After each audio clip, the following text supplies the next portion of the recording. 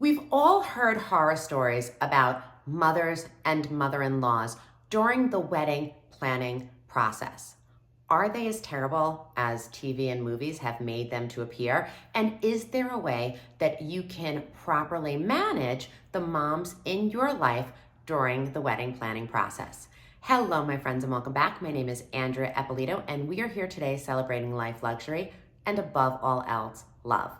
In honor of Mother's Day, which is just 2 weeks away, I wanted to talk a little bit about the roles that moms play. I have a mother, I am a mother, I deal with moms all the time. And I do think that in a lot of ways, we've gotten a bad rap, whether it's your mother, your stepmom, your in-law, or whatever it is. But in honor of Mother's Day coming up, I do want to remind you to please do something nice for the moms and the mother figures in your life. You know that I am a tremendous fan of Louisa jewelry, and right now they are doing 25% off, up to 25% off on their collection. This jewelry is indestructible. I've been wearing the hoops for years. If you've been on my YouTube channel for a long time, you see I'm always wearing the hoops. I'm always wearing my initial necklace. I've always got something on because the jewelry is just so beautiful. It's well made, it's water resistant, it doesn't tarnish, it's hypoallergenic. It's everything that you're looking for daily wear pieces and to build a collection on. So I know that a couple of weeks ago, I showed you the round kind of, simple band that I wear sometimes if I'm traveling in place of my wedding band. I stacked it with this kind of gorgeous open claw ring that's got some diamonds on it. One of my favorite pieces. If you are siblings, you can do one from one to the other. I've added some bangles. I've got kind of an oval bangle right here and then an open one that just slides on my wrist. These are pieces that I wear every single day. The link is gonna be in the notes. You can get up to 25% off right now because really every day should be Mother's Day. But if you are just going to gift your mom something today, definitely go check out the pieces. You can get them in time. They're gorgeous. Mom will love them. And a happy mom makes for happy wedding planning. So let's start with why moms have gotten such a bad rap. Again, I have a mother who I adore. I am a mother to 2 children, and I am oftentimes looking at my kids and saying, gosh, I love this human so much. I can't believe that I made this person. I want to do everything for them. I want to be everything to them. I want them to have the best. And yeah, that even includes with, wedding planning, the person that they marry, the things that they decide, all of it. Moms have their entire identity sometimes wrapped up in their children. And so whether your relationship with your mom is very much parent-child, whether it's best friend, or whether it's a combination that kind of moves and flows. Maybe you don't have the best relationship with your mother. Maybe you wish it was different. Or what about your mother-in-law? You have fallen in love with this other person who up until now is a stranger, and they come into your life and they bring with them all of these other people. And oftentimes that means a mom. Now that mom could be super cool and chill and you could love her, or maybe she's overbearing and somebody that gets involved in everything. Or maybe sometimes you're just 2 different people who don't vibe. The most important thing is that you have a level of respect. And so when we are starting the wedding planning process and we're worried about how to manage the mothers and the mother-in-laws in our lives, the first thing that we are going to do is create clear, effective lines of communication. If you didn't start this while you were dating, I know that when my husband and I started dating after I met his parents and his mom, I said, hey, we're gonna set up a weekly or a bi-weekly phone call just to keep getting to know each other, just to stay in touch, just because I'm super family orientated and that's what I grew up seeing. A lot of people aren't comfortable with that. A lot of people don't feel like they need that. But hopefully during the wedding planning process, or before that, during the dating process, you've had some open line of communication. Once you get engaged, you are no longer the girlfriend or the boyfriend. You're a team now. You're a unit. You are a couple who is going to do everything together. And this starts with announcing the engagement and letting the moms in the world know how you're going to be communicating information. So generally speaking, it would go something like this. You announce your engagement. We're engaged. Congratulations. That's amazing. We just want to enjoy this. For the next month, we're not going to talk about wedding plannings. We're not going to do anything whatsoever. We are just going to enjoy being engaged.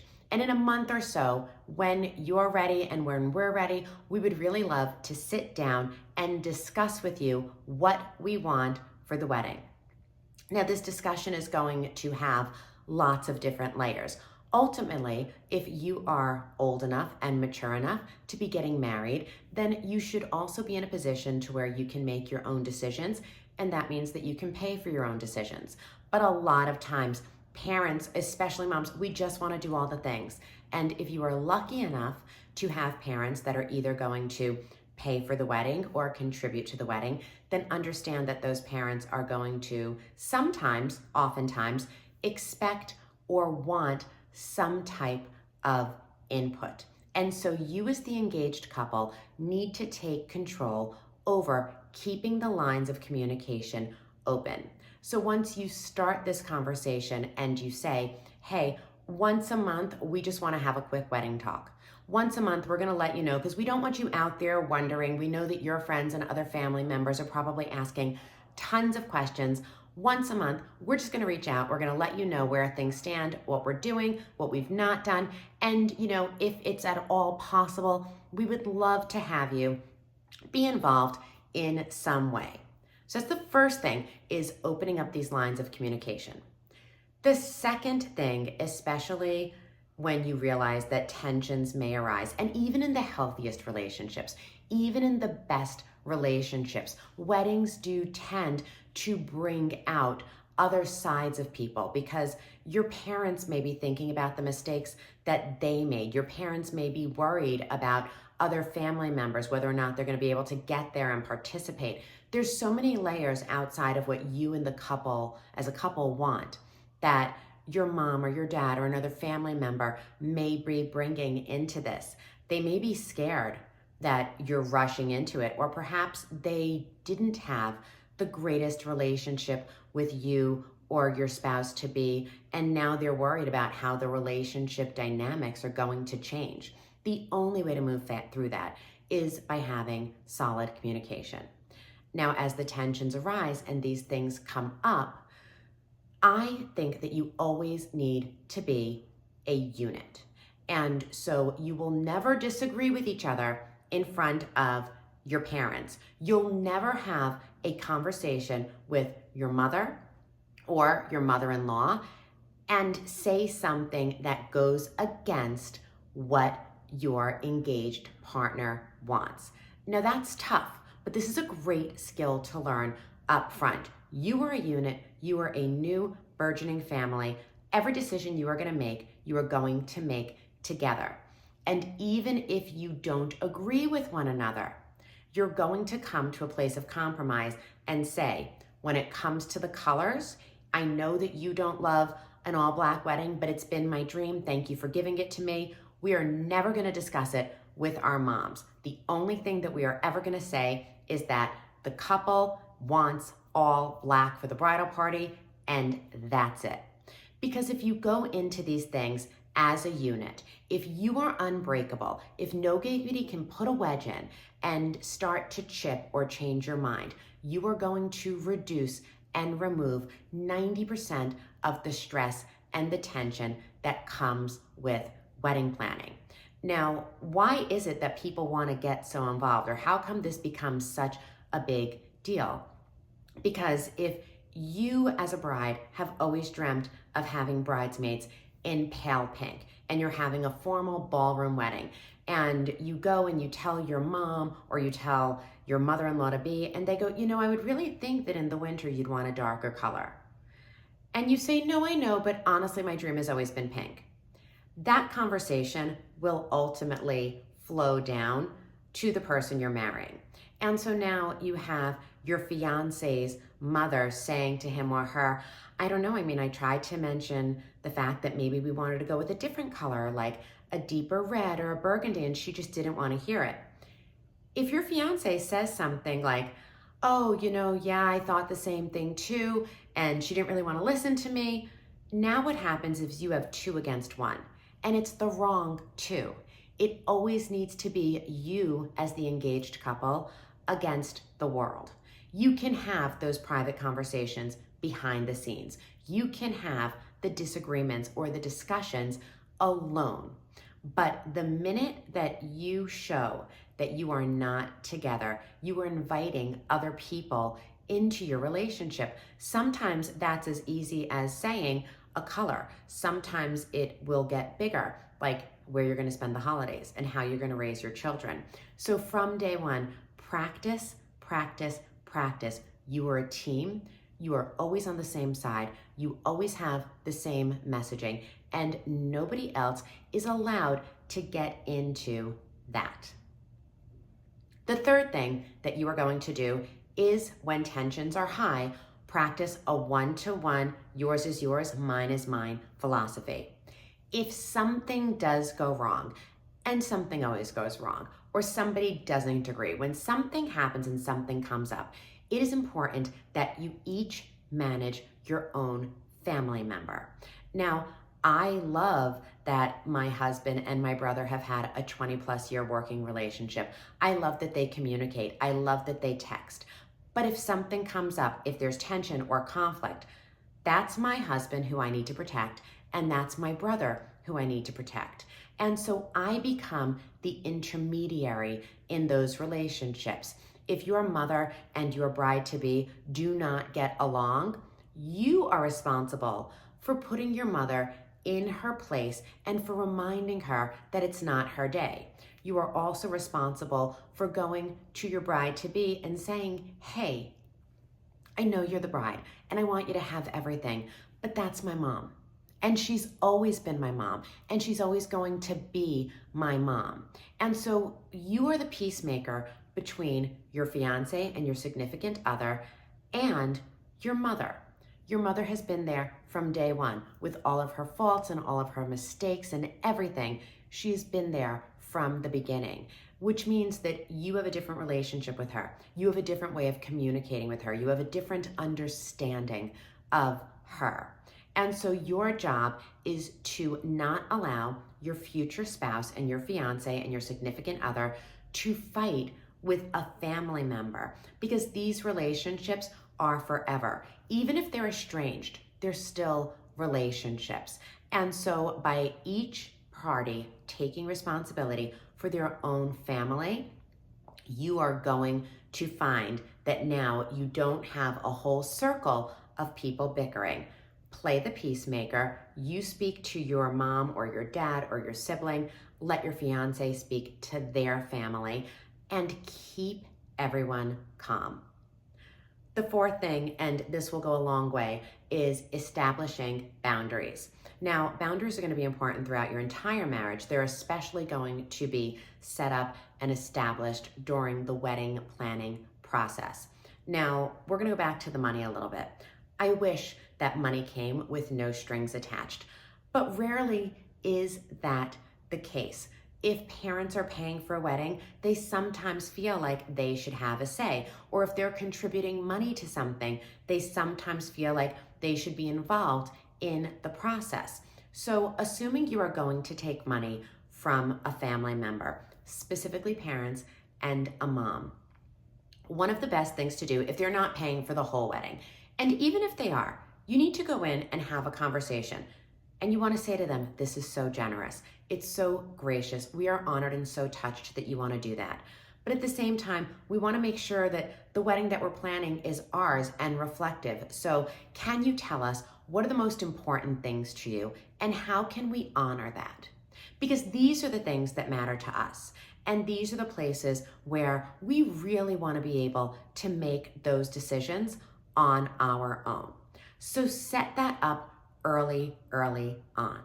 And if and when you can, tie the financial contribution to a very specific item. For example, if you have a mother-in-law that's giving you $10,000 and she says, here, this is $10,000 to go towards the wedding. Maybe you turn around and you put it on something where you're willing to give a little bit and you say, thank you so much. Just so you know, we're gonna put this $10,000 towards our save the dates, our stationery, our invitations, our wedding website, all of the printed stuff. That's what we're gonna spend this money on. And to be honest, I would really love your input on that. So now you tie the money that they've given to a very specific item in your wedding planning process, and you do give them input there in honor of the money. And if you're not willing to compromise when it comes to something that a mother or a father or anyone is financially contributing to, then you can't take the money. It's really just that simple. And if you're not taking any money, if you're planning the whole thing and you're paying for the whole thing, you can still expect moms, especially, to want to say something.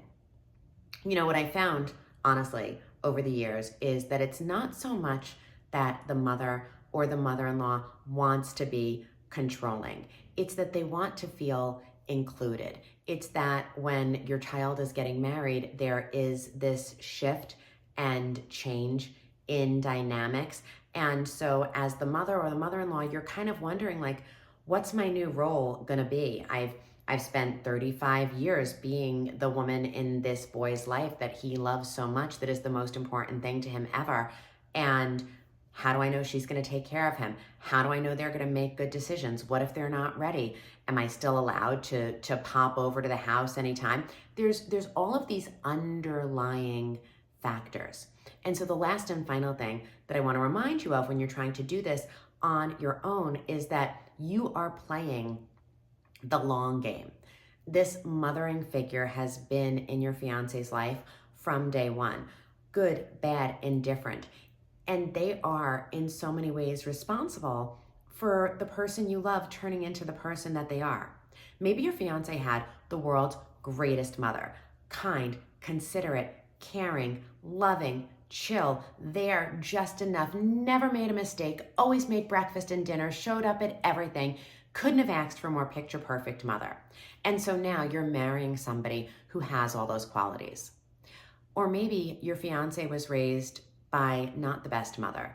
Maybe there were 101 things that this person did wrong.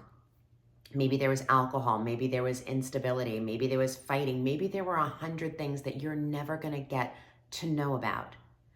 But all of those things turned your fiance into the person that you love. And so one way or the other, you do need to realize that this mothering figure has influenced everything about your partner up until now. And on a go-forward basis, until the end of time, until the end of your marriage, until the end of life, and even thereafter, their effects are going to be felt. And so use your engagement as a time to figure out how best you can communicate. Maybe you're not great talkers, and so you text instead, or you send emails. Maybe boundaries have to be drawn really hard in the sand, and you get to practice with your partner by saying, even though you don't agree, this is where we want to plant our flag. And as a couple, this is the only decision that we're able to make. Maybe it's the first time that you're both going to be fully independent, and that means paying for everything and making mistakes and recovering from them. And ultimately, maybe it means that you each need to figure out how best to manage your own relationships with your own family so that in the future, at Christmas, at Hanukkah, on 4th of July barbecues, you can come together without that tension and without that animosity.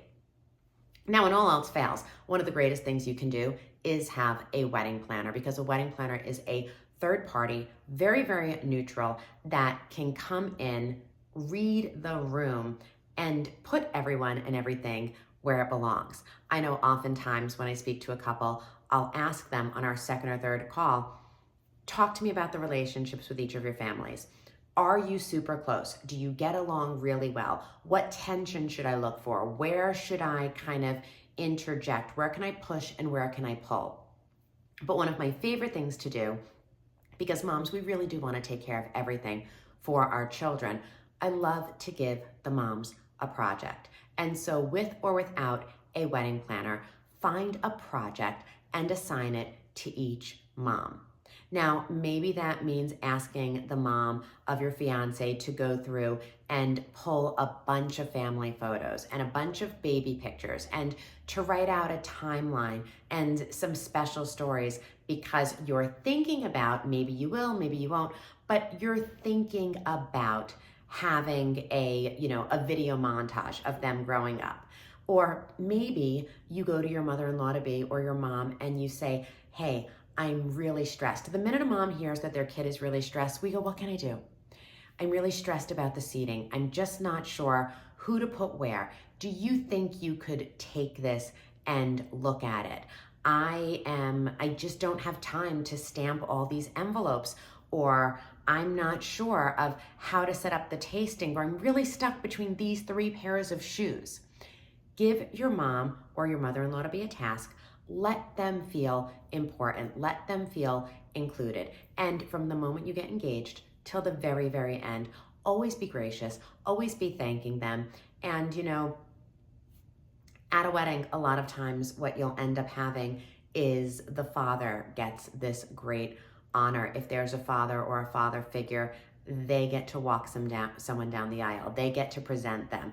It's them that oftentimes gives the toast. And moms, like they typically do throughout your life, are on the sideline bearing witness to this person and these children that they love so much. And we just kind of stand back and watch. And so if you can find a way to publicly and beautifully thank the mother and the mother figures in your life at the wedding, whether that is thanking them in a toast, whether that's having a special one-on-one dance, or whether it's gifting them a special bouquet, I think you will find it will go a long, long way for many years to come in making sure that that relationship is super positive, super close, and that it stays that way. And if unfortunately you have a terrible mother and a terrible mothering figure in your life, then setting boundaries, finding a way to communicate, and making sure that you are always a united group will stop that meddling person from coming in and injuring your relationship, which is now the thing that should matter most to both of you. I love talking about mothers. I love being a mom. I love having a mom. I think that they're great. I hope that you have a good experience with the mother figure in your life as you move forward with wedding planning. If you have questions about mothers, mother-in-laws, or anything else, please go ahead and visit my website, www.andreaeppolito.com/ask. And if you still haven't gotten your mother a gift, Anna Louisa, they're fantastic. They are linked in the comments below. Until next time, my friends, we'll talk soon.